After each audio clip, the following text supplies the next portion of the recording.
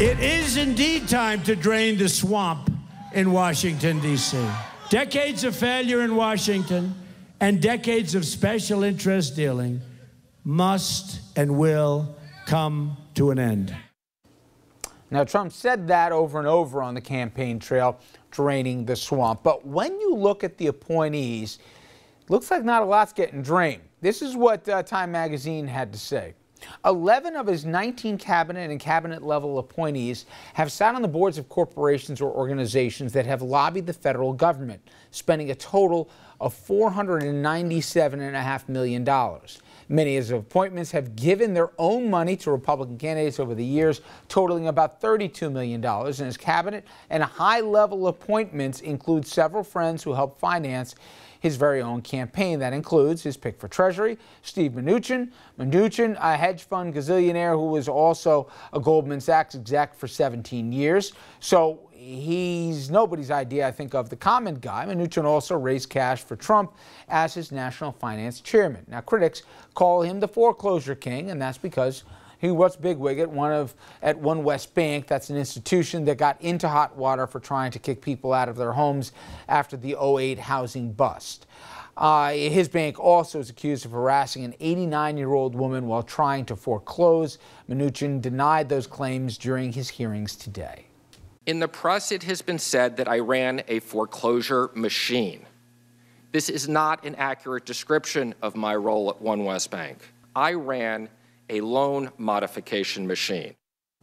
Okay, let me bring in our panel right now. Former Democratic New Jersey Congressman Steve Rothman.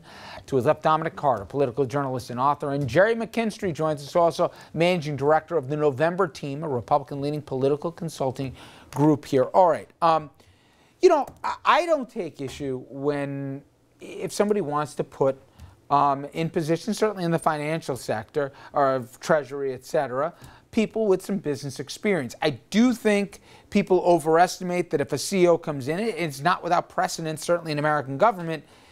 It's not the same thing. You can't hire and fire everybody you want. These are government-level jobs, et cetera. You can't give bonuses for good performance, et cetera. Okay, that all said, there's a whole lot of folks here. And only because of what Trump himself promised. No lobbyists, I'm looking out for the regular guy. Half of Goldman Sachs is in Washington, it seems. Should we be concerned or no? I wouldn't be necessarily concerned that a bunch of rich folks are going to be in the cabinet. After all, we had Franklin Delano Roosevelt, Teddy Roosevelt, John Fitzgerald Kennedy. They came from rich homes, and they arguably did a wonderful job for the nation's poor and middle class and working people. It's more about the policies that they're going to put through. What disturbs me even more are the number of vacancies that today exist in the national security positions. Most of those positions are vacant. And Mr. Trump is being sworn in as our president tomorrow. Now, Sean Spicer, his press sec said that what Democrats are doing to these nominees is unprecedented, and moreover, it's completely not in keeping with how Republicans treated Obama's nominees 8 years ago. Between the lip and the cup, is there something to it, or conversely, you know, a lot of them haven't even filled out their paperwork. I mean, we were talking, you know, with Price, for example, with questionable stock dealings that obviously benefited him, trades he made right before he actually, in a regulatory role, at least in a congressional oversight role, was moving ahead a deal here that would certainly benefit his bottom line. Those kind of things have come up.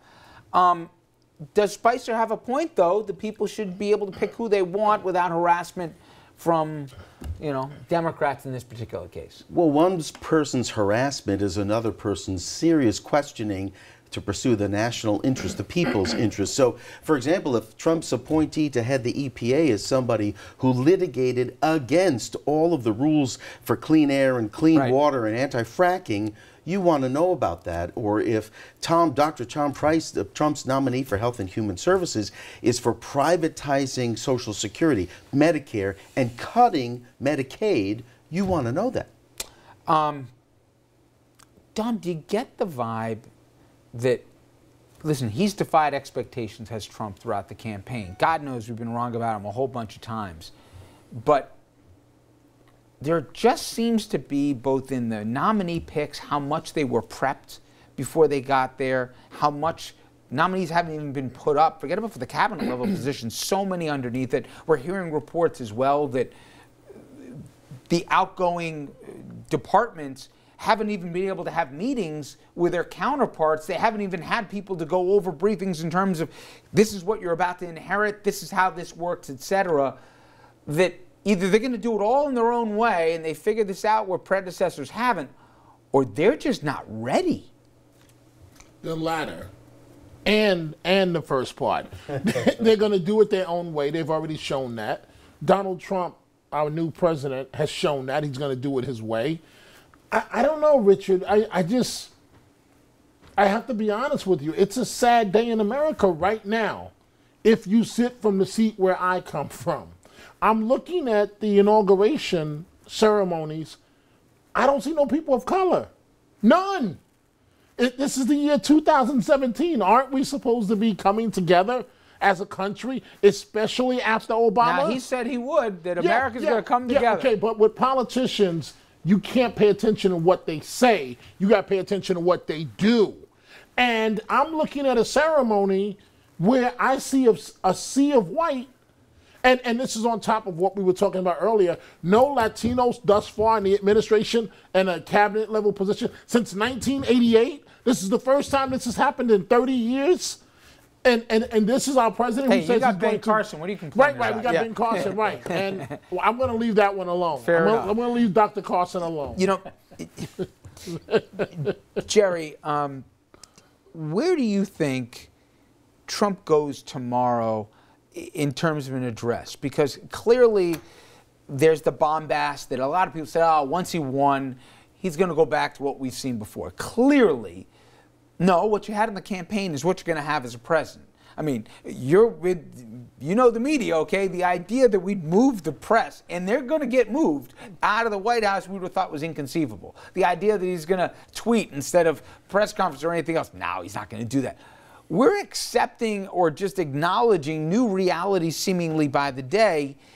Will his message tomorrow, do you think, be one of, let's breach divides here, let's all come together? Or is it, I won, you didn't, I'm a winner, you're a loser? Where do you think he goes? All right, well, if I was advising him, and clearly I'm not, I would advise him to have a unifying message, to have a really inspirational message and say, let's put this campaign behind us. Don't forget who got you here, but inspire, inspire, inspire. Do your best. Talk about the economy. Talk about... Did you tamp down expectations? Because he seemed, at least from what that little thing is, everybody's going to do awesome. We'll be better than ever before in the history of this country here. And if it rains, I'll part the heavens, you know? He will never tamp down expectations. I don't expect That's dangerous a little bit, isn't it? You know, I maybe think, not. I don't know. It's all historic. It's all, I think we're all going through this for the first time. And it's fascinating and it's interesting. And the thing about it, though, is that this is all going to change. Yeah. Day 2 is going to be different from day 1. But can I tell you, we all said the same thing in different ways. And I'm sure you folks at home felt the same way.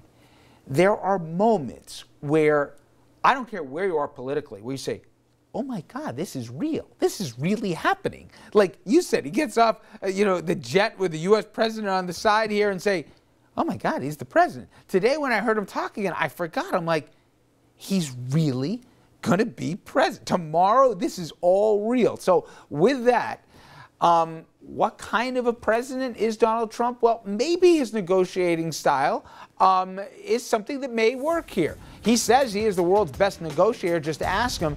His style and strategy in business, could it cause problems when it comes to international relations? Or is this something maybe we need right now where there is some interaction? I'll ask the panel and certainly the guy who knows foreign relations at the table right after this.